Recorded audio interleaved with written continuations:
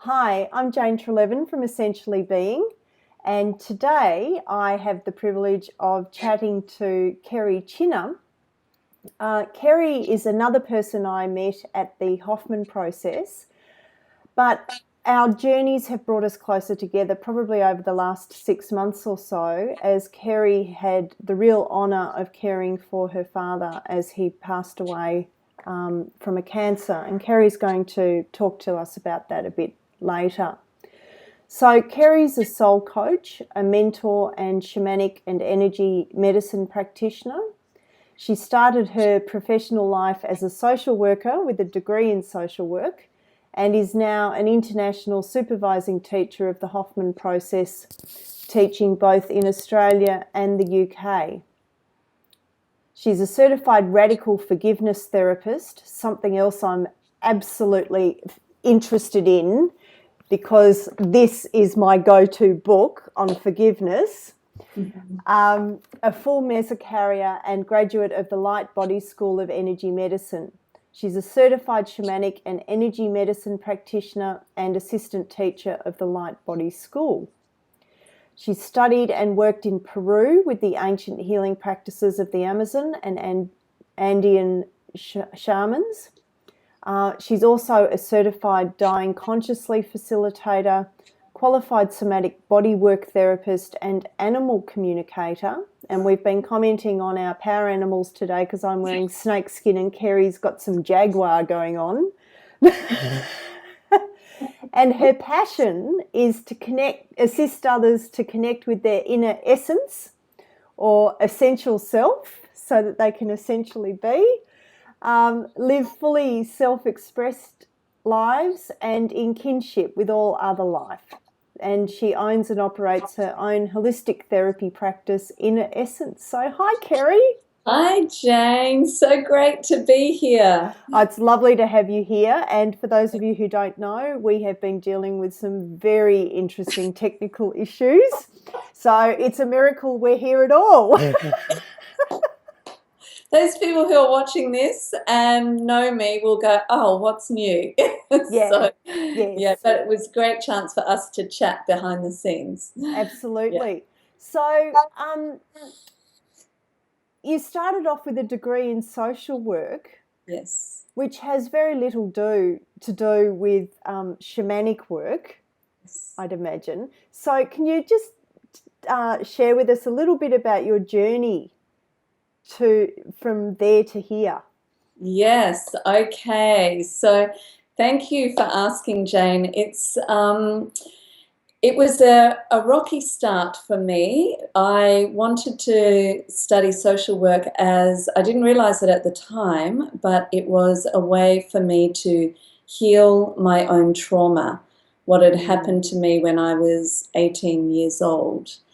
And just really briefly, I've shared it with people before, so it's not new, but I worked on a remote cattle station when I was 18, having come from a um, very strong religious upbringing and very sheltered from the world. And then at 18, I went off to a remote cattle station where I was basically held captive there for about 6 months and repeatedly assaulted, and yeah, so it was a very traumatic experience for me, and one I didn't talk about until I was about 34 when I did the Hoffman process, which we'll talk about later.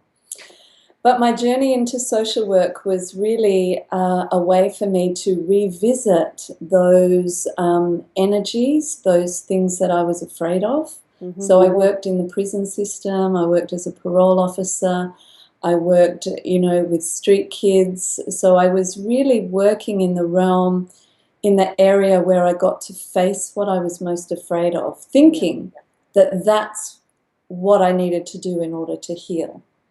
If I wasn't afraid of it, then I was fixed, then I was better. So that idea that if you consistently confronted it, as it manifested in other people, that would heal. So it was looking almost to the external then. Yes, it was the like healing. that. Yeah, see, Mm, I'm not afraid of this. This doesn't have the better of me. And so whilst on some levels that healed parts of me, there were other aspects that just never healed. And mm, that was in relation to my body. So there was a lot of fear and trauma locked in my body that kept getting activated. So I eventually met someone who totally inspired me, and I asked her what she had done, and she said the Hoffman process. surprise, surprise. Surprise, surprise. And I said, I want what you've got. I quit my job as a social worker. I knew that this was going to be my path. I studied healing and body work and healing via the body through energetic methodologies, and had great results in my own healing. And I started my own business from there. So essentially, it was a journey for me to try to make sense of what had happened Yep. to me. Um, and each of those pieces played a very important part. And I only got into shamanism back in 2009. It was something I was incredibly interested in, but it evolved for me after my mother's passing. So it's like all these traumas opened up these pathways for me to follow. So Yes. So another archetypal wounded healer. yes, yes. Archetypal, yes, very Yeah. much so. But it really is, that thing about making ourselves vulnerable by revealing our own wounds to the world provides people with such a great opportunity for identification and then hope, doesn't it? It most certainly does, Jane, and it's something that I've been working on even just recently, because I haven't shared my story much, Mm, because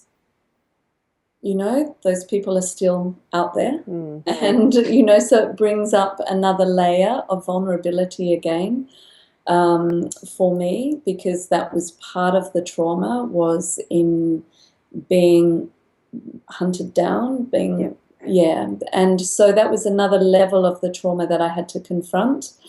And that's all part of this ongoing journey, this ongoing healing. And as I step out of it being my own personal story, and that it is an archetypal wound on the planet for women, for men, then it gives me the courage to go beyond my own personal stuff and look at what other gifts here that I carry inside of me because of what has happened.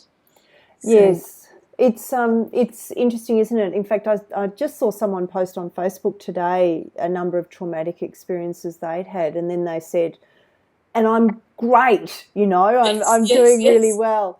And yeah, it always reminds me, that we tend to look at things at a very, very small level and say this is bad. We judge the experience we're having right now, but we can never anticipate just how it's going to unfold in the future.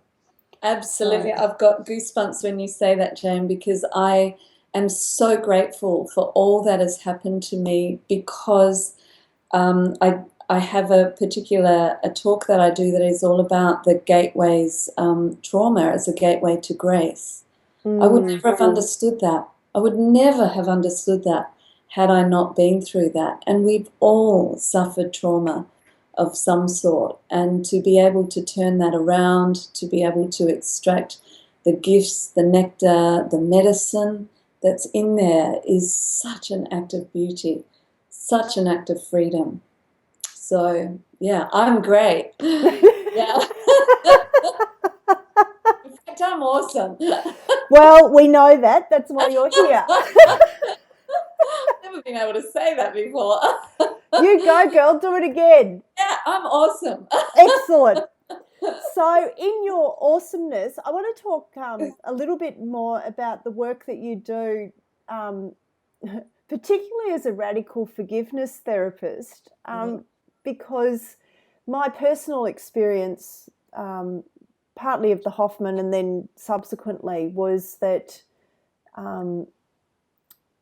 I had a very, very big wound to heal and a huge amount of forgiveness to do. And so now I've started running forgiveness workshops because it is a process. And so how did you come across Colin Tipping's work? Well, interesting. A client had come to me and mentioned something about radical joy or radical happiness, or a book or something that I had to read. And I remember looking for it. I think it was before Google even entered my life. So I think I looked at it, at a bookshop, and the lady said, "Well, I don't know that one, but we've got Radical Forgiveness." I'm like, oh, "Okay, maybe that was it." And the book just really, the cover, I just bought it because it looked beautiful and, it sounded great. I got it home, and when I started reading it, I went, this is the book that was inside me. This is the book that I could have written. And I'm sure, you've experienced the same, where you've read particular works and just went, wow, that's my language, that's my work, that's that's how I understand life and the world. And so this book it touched me at that level as something that I get this, I so get it. And this is how I work with my clients. And so when I joined up to do the training, I have to confess, I was a little bit bored with it. I was a little bit bored with it because it was something that was so innate in me. It was it felt like it was my tribe of work that I just knew and understood. And I'd been doing it for a long time with my clients. And so I love the concept. And it's not, when I say bored with the training, it wasn't because of the information. It was because I was so familiar with it. Yeah. And I love it. And I have to say that if we link it back into Hoffman, as you speak about the forgiveness piece, it's why I teach the process, because of the forgiveness, because of what it makes possible for people, for what it makes possible for families. And I just have an incredible passion for helping people shift their paradigm so that they can reach that place of understanding and ultimately forgiveness. So the Hoffman process really is holy work, isn't it? Absolutely. Absolutely. It transforms not just one's life who does the process, but the ripple effect can be enormous. It's just profound. I noticed that for myself. I came back and my relationships changed and deepened, and it was just a truly beautiful gift that happened. Yes, absolutely. And so you said you only found the shamanic work in 2009. How did that come about?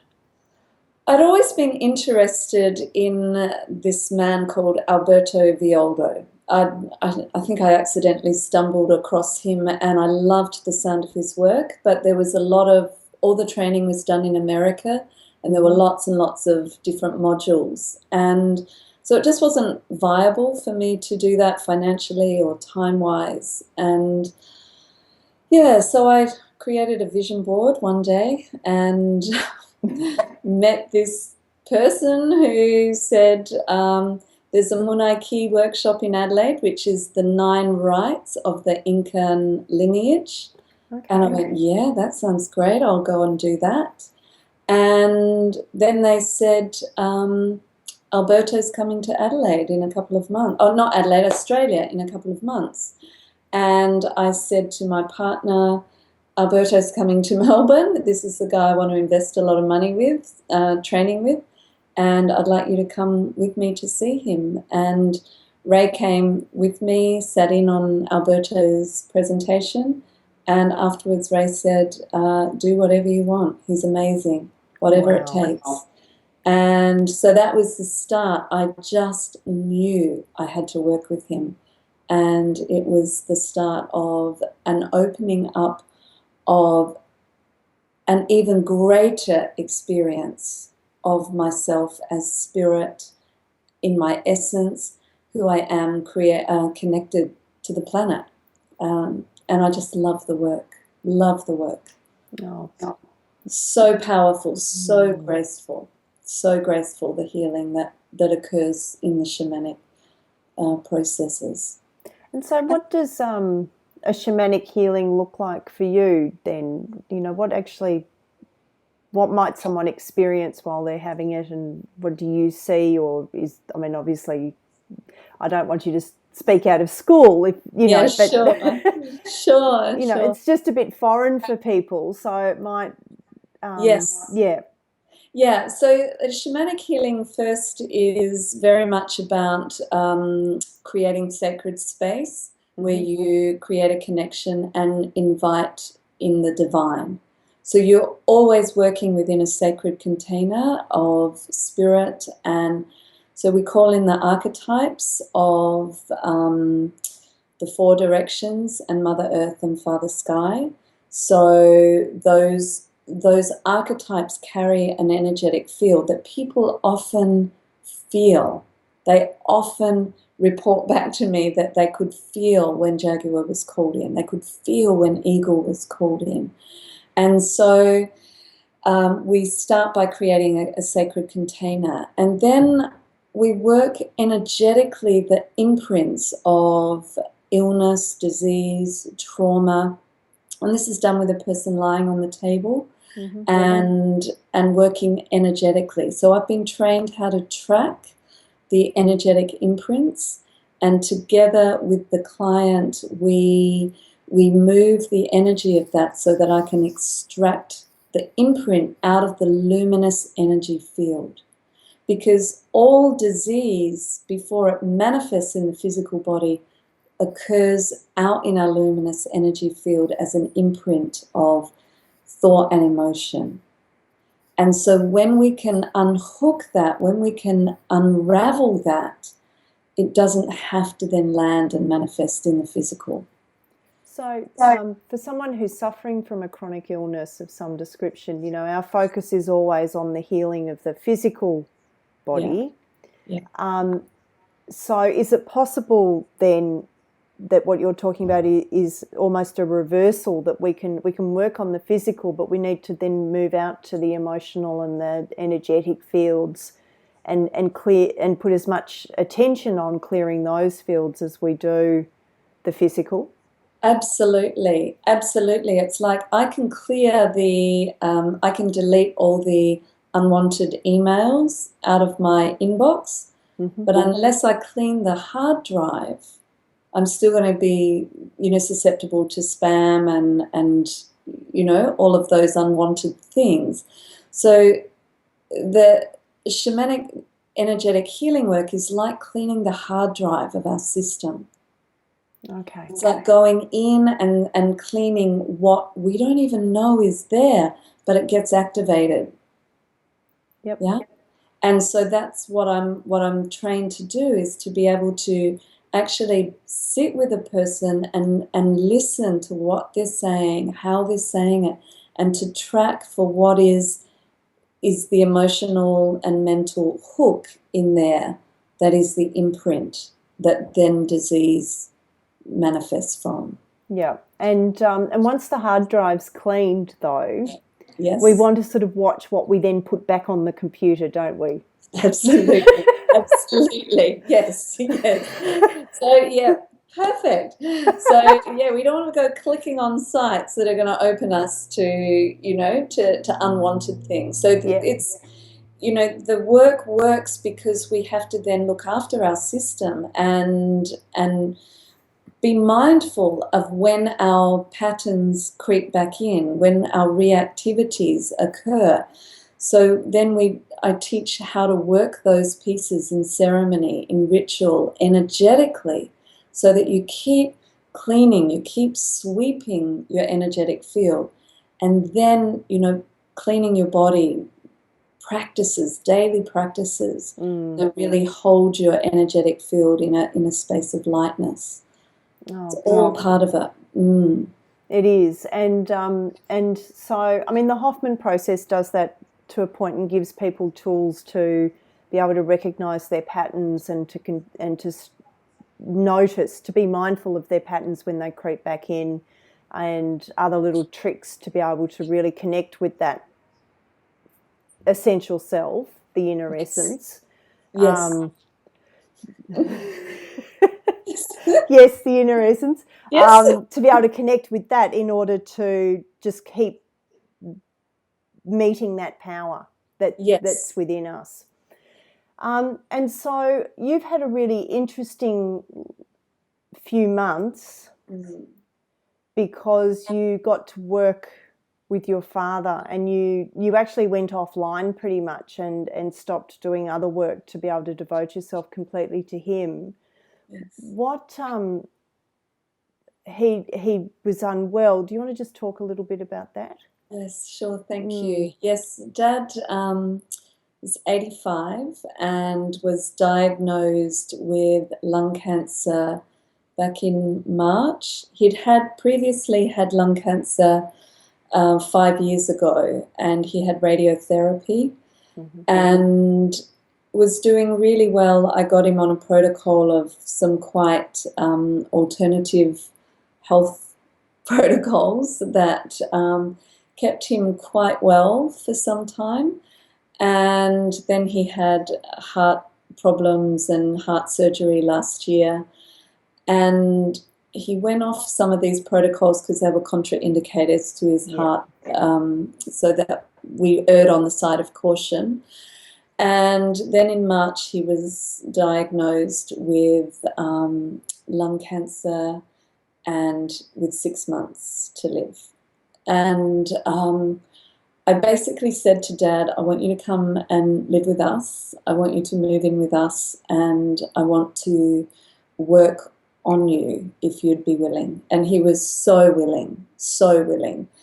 And he didn't want to die. He didn't want the cancer to take him, and he was very open to trying anything. So I just researched everything that I could get my hands on. I purchased a Rife machine. Do you know of the Rife machine? The Rife, I love it. It's an energy frequency machine, and it has within it programmed about 700 diseases, and it works on the premise like a opera singer who can smash crystal when she sings a certain tone. Every disease carries a frequency, and when you match that frequency specifically, you can smash it, you can dismantle it. And so the Rife machine is all about meeting that disease frequency with a frequency that will dismantle it. That's fascinating. There was a study, was it study or breaking news? I know that there was an article only 6 weeks ago or so from mainstream medicine around the notion of being able to transform cancer cells through energy and vibration. So there's already a machine. Yeah, well, it's been around since I think the 40s. Royal Rife. Google Royal Rife. And he was shut down. He was completely shut down because, it was considered too out there. But his technology it's known. Yeah. So I got a Rife machine. I got a hydrogen water maker. Colloidal silver. I did a whole range of things with Dad. And we got him out of hospital. They expected him to die. I actually ended up bringing him home. And the palliative care of him had him completely unconscious, and we thought we were going to never see Dad again. And I worked with him just consistently and worked with him with the Rife. I did my shamanic healing, the energetic healing, and we got Dad down off his morphine pump. We got him walking. We got him present in his life where he was planting pots and seeds, and he was actually participating back in life. And he had a real quality of life right up until he passed. And I know without a shadow of a doubt that it was the Hoffman work that allowed me to work with Dad so deeply, because, you know, our stuff comes up. Yeah. Our stuff, you know, we were all in fear, we were all grieving, we were all scared. But because of the work that I'd done, we could work through that, and we could come to a place of really deep completion. And I know without a shadow of a doubt that the shamanic work enabled Dad to die consciously.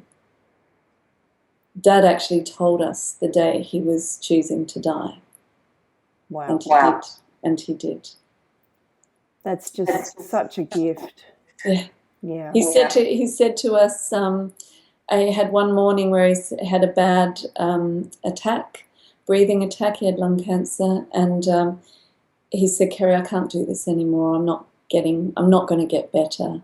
And we cried and we cried. He said, "It's time."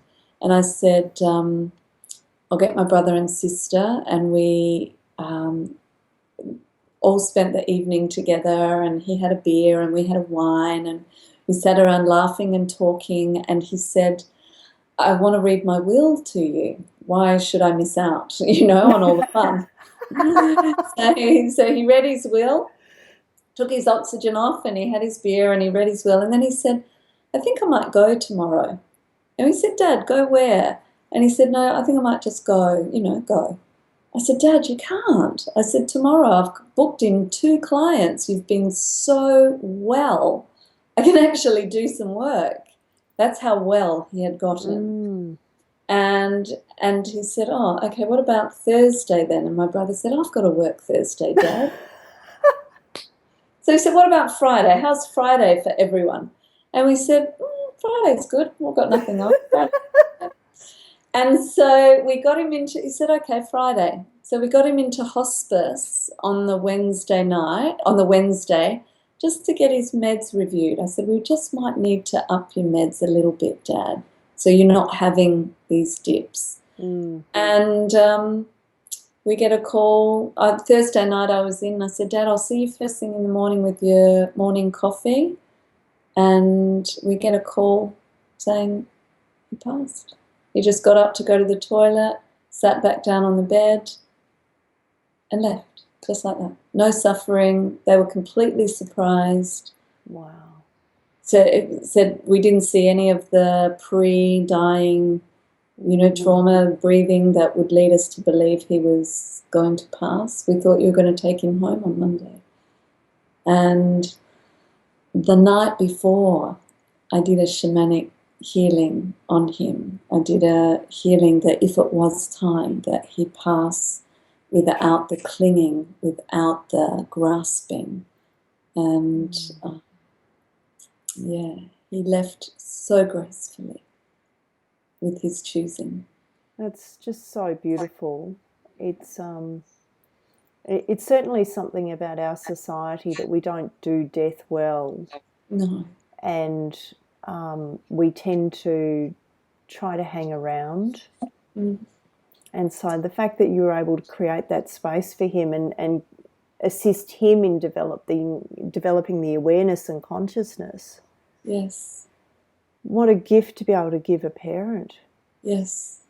And I shared with you before, Jane, that I felt like I was apprenticing under a master in the 6 months that I cared for Dad, because I witnessed things in his sleep where he would talk in another language. I got it researched and verified, and that he spoke in an ancient Aboriginal language. And I found a book of the Ngangkari Aboriginal healers, and I bought him that, and he showed that he knew and understood this work, even though his conscious mind didn't. And so I contacted the Ngangkari healers, and they actually flew down and came and worked with him.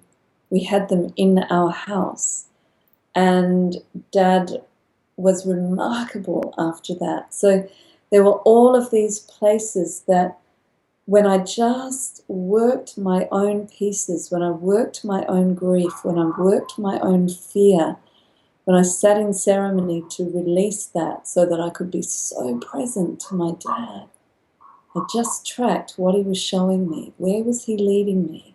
What was he needing? And trusting my own intuition around that. People say I opened my dad up to his spirituality. I think I held the space for him to show me who he was and to show me the pathway to heal my lineage that is my possible death if I don't clear my own story. Because I am my father. Yeah. So he was, in the research that I've done, who I am today and what I know in terms of wellness and cancer and is not who I was 6 months ago. And I know that's thanks to my dad. He's given me the gifts of what's possible in my own healing. Which almost brings us full circle, doesn't it? Because Yes. again, it's an event of the type that we would normally judge as bad, and it's only it's a very short period of time for you, but you have already been able to access and identify the gifts that that experience has given you.